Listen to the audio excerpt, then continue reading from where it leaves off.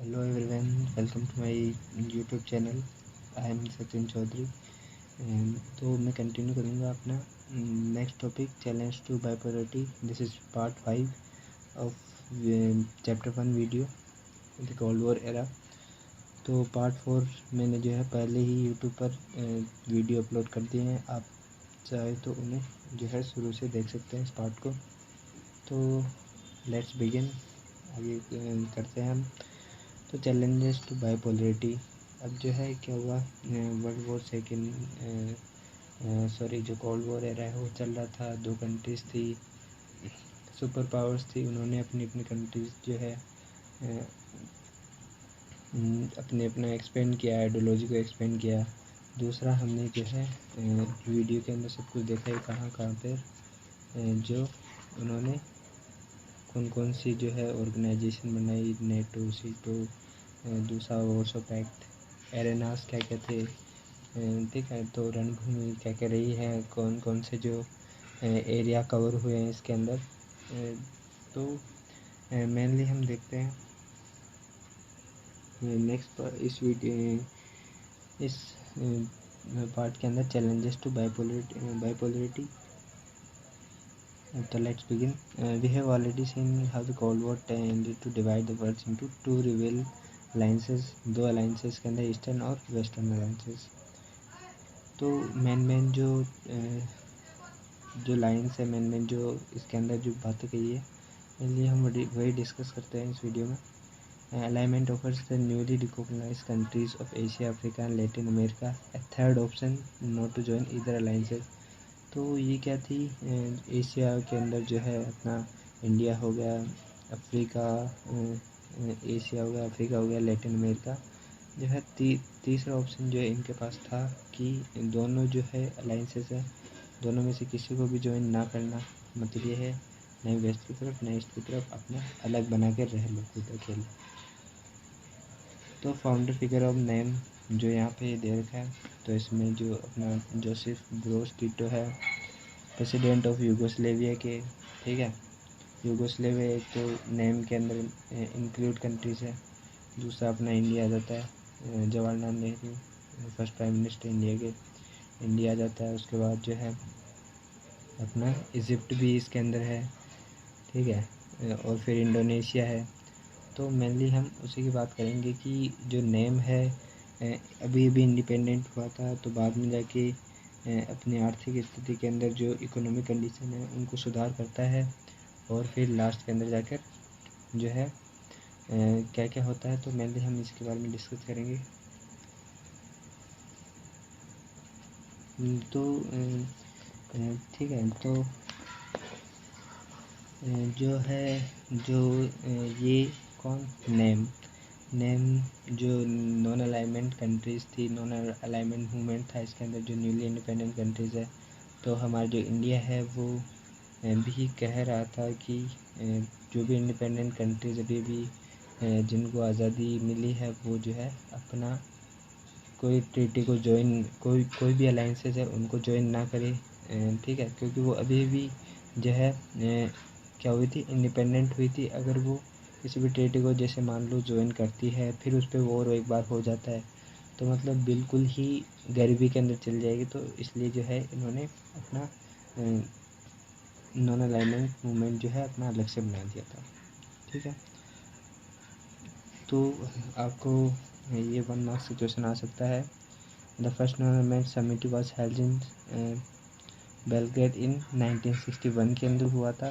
First जो है summit हुआ था। This was culmination of at least 3 factors, 3 factors इसके अंदर देखते हैं हम क्या कहते हैं।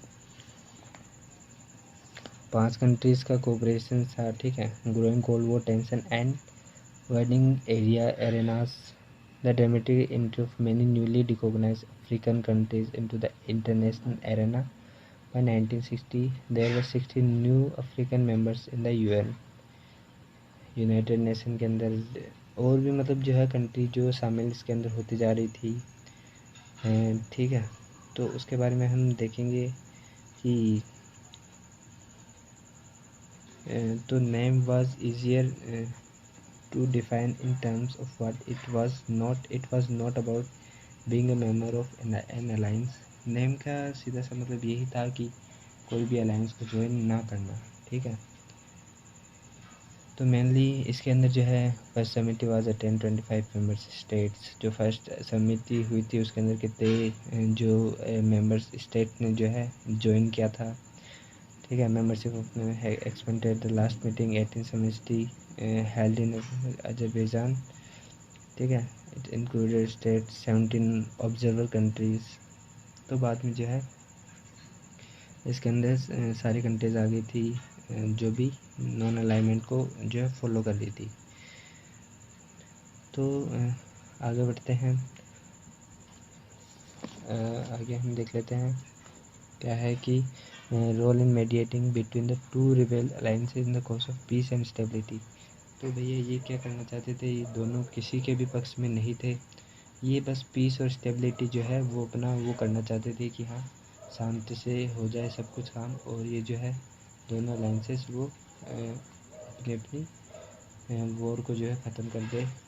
अगर और ज़्यादा जो कंट्रीज बढ़ेगी, अगर और ज़्यादा जो कंट्रीज़ है वो जो है अपना यूएसए के फेवर में जाएगी या यूएसएसआर के फेवर में जाएगी, तो उतना ही जो है पावर एक एक कंट्री को जो है मिलता रहेगा कि हाँ मेरे पास इतना पावर, मतलब फिर लास्ट के अंदर जाके अगर यूएसए के पास बहुत सारी कंट्रीज चली जाती तो उसके पास सबसे ज़्यादा पावर हो जाती, तो वो वैसे ही जीत जाते। तो इसलिए जो है इन दोनों ने जो भी नेम की कंट्रीज़ है उन्होंने जो है अलग ही रखा अपना कि हमको किसी को ज्वाइन नहीं करना है, हम तो अपना अलग ही ठीक है।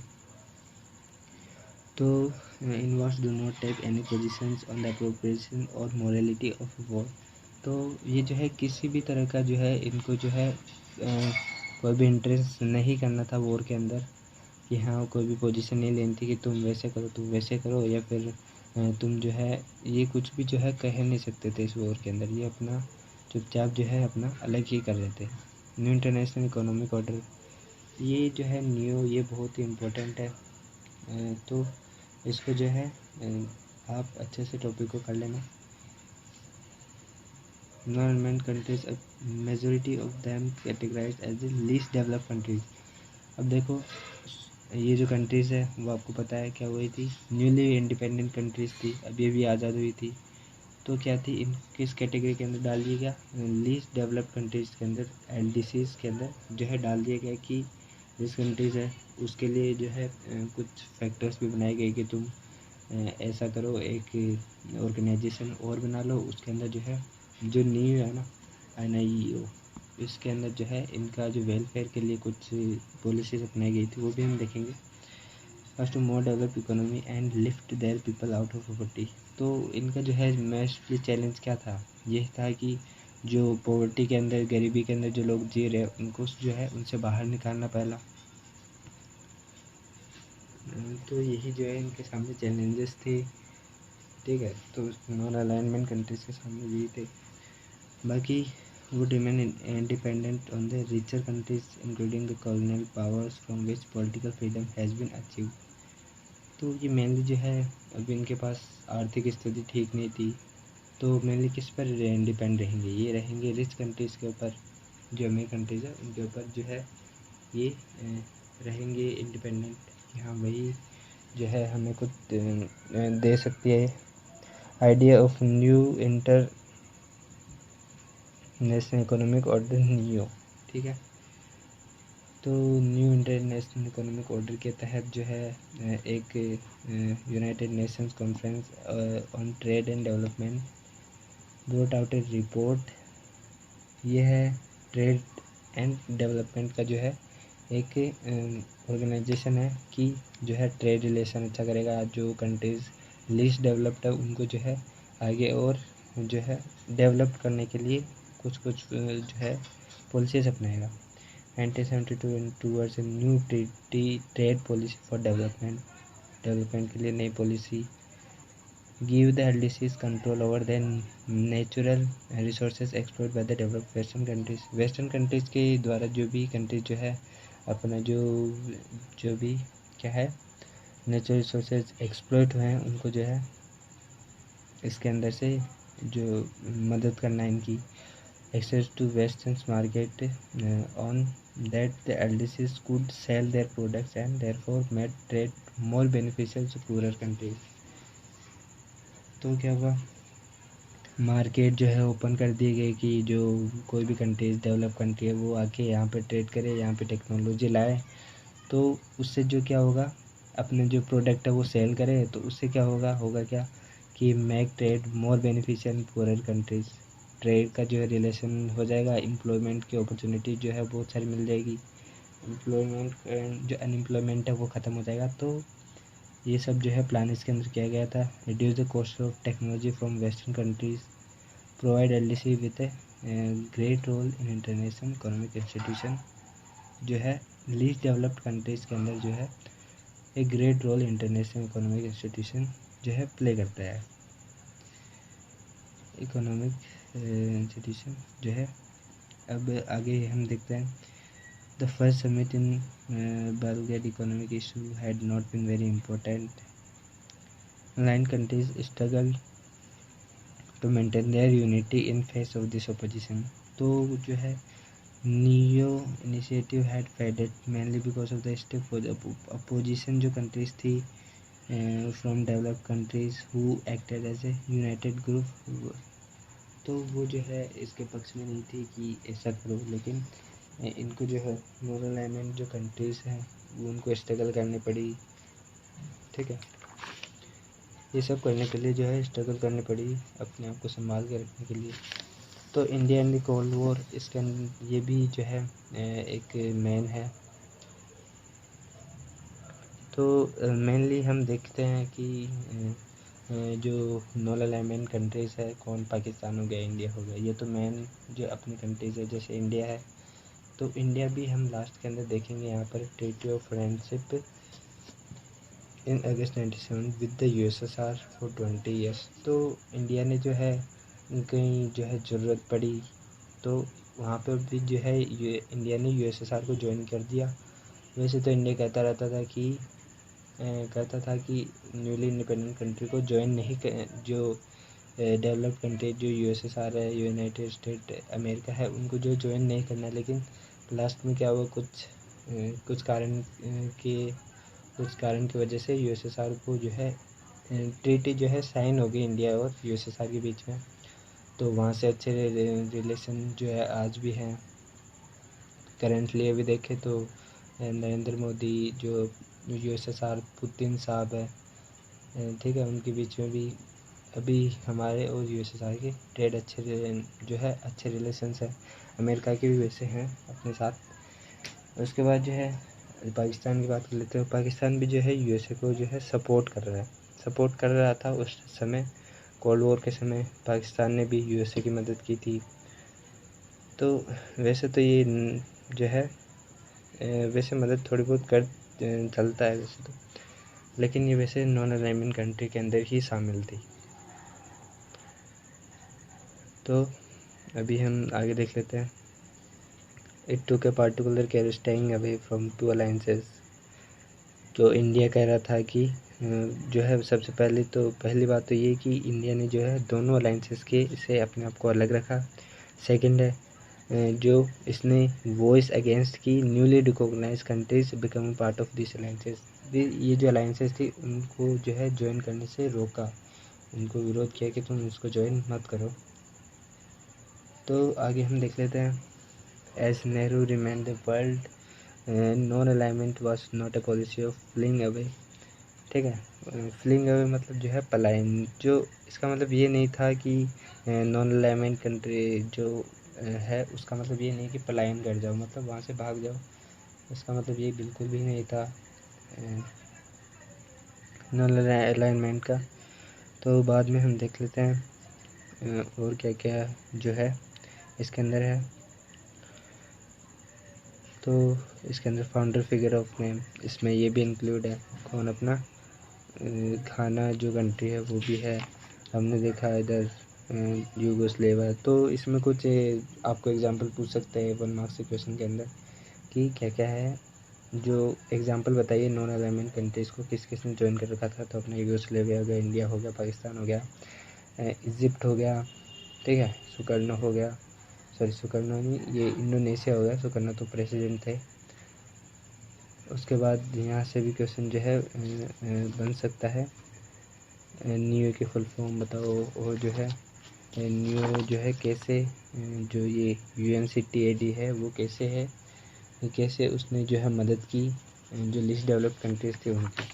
तो मेनली क्वेश्चन जो है बनते हैं बीच बीच के अंदर से, तो ये भी आपको मेनली जो है याद रखने होते हैं और आपको अच्छे से पढ़ने होते हैं इनको।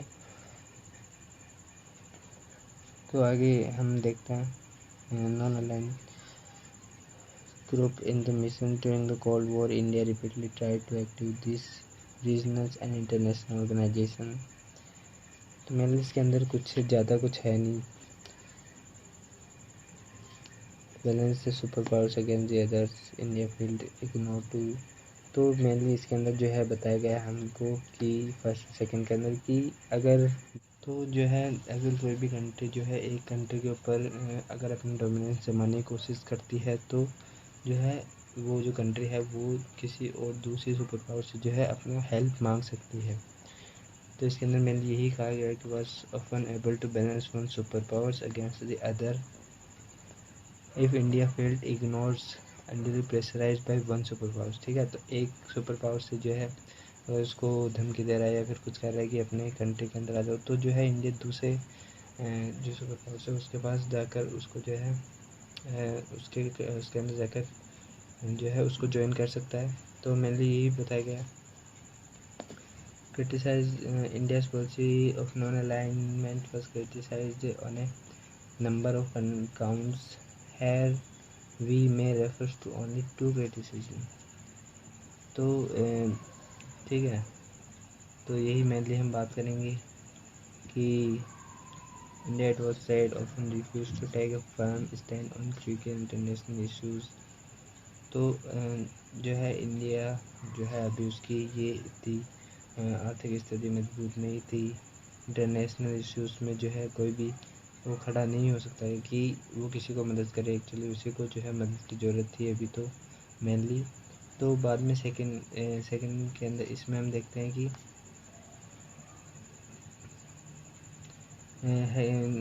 तो having criticised other for joining alliances, India signed the treaty.